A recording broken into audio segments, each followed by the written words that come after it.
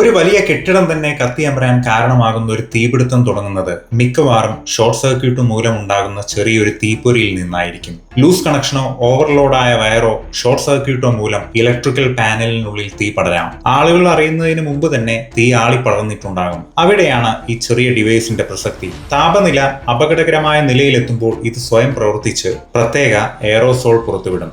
Fire ടെട്രാഹെഡ്രൺ അല്ലെങ്കിൽ തീ നിലനിൽക്കാൻ ആവശ്യമായ 4 ഘടകങ്ങൾ fuel, heat, oxygen, chemical chain reaction എന്നിവയാണ്.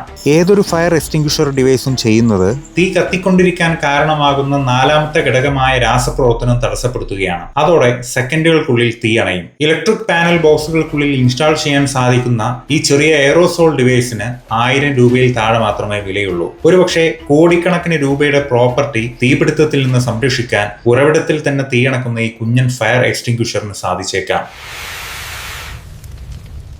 കൂടുതൽ വിവരങ്ങൾക്ക് ചാനൽ സബ്സ്ക്രൈബ് ചെയ്ത് കമന്റ് ബോക്സ് നോക്കുക.